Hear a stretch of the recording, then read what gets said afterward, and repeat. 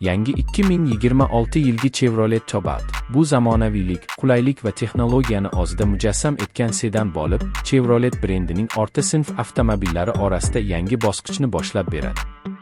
Bu model shahar haydovchilari uchun mo'ljallangan, lekin uzoq safarlarda ham maksimal qulaylik va ishonchlilikni ta'minlaydi. Yangi Cobalt tashqi ko'rinish jihatidan avvalgi avlodlardan sezilarli farq qiladi. Old panjarasi yanada keng va zamonaviy dizaynga ega, LED faralar esa tungi haydashda yanada yaxshi ko'rinish beradi. Orqa qismi esa aerodinamik shaklda ishlab chiqilgan bo'lib, avtomobilga sportchi ruh bag'ishlaydi. Salon dizayni ham yangilangan. Yuqori sifatli materiallar, keng joy, qulay o'rindiqlar va multimedia tizimi haydovchi hamda yo'lovchilarga maksimal zavq bag'ishlaydi. 8 dyuymli sensorli ekran, Bluetooth, Apple CarPlay va Android Auto tizimlari mavjud. Shuningdek, avtomobil Wi-Fi hotspot va ovoz bilan boshqarish funksiyasini ham taklif etadi. Texnik jihatdan 2026 yilgi Chevrolet Cobalt ikkita dvigatel variantida taqdim etiladi.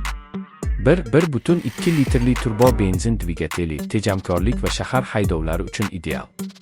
1.5 litrli turbo dvigatel kuchliroq tortish va tezlanish istaganlar uchun.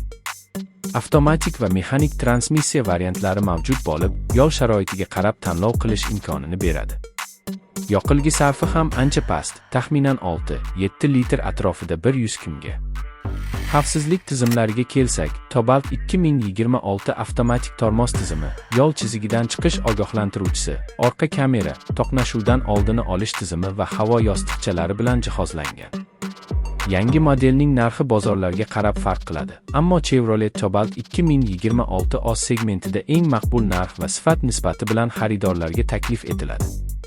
Bu avtomobil nafaqat ishbilarmonlar, balki oilaviy foydalanuvchilar uchun ham ideal tanlov bo'lib, u sizga har kuni ishonchli, tejamkor va zamonaviy haydash tajribasini beradi.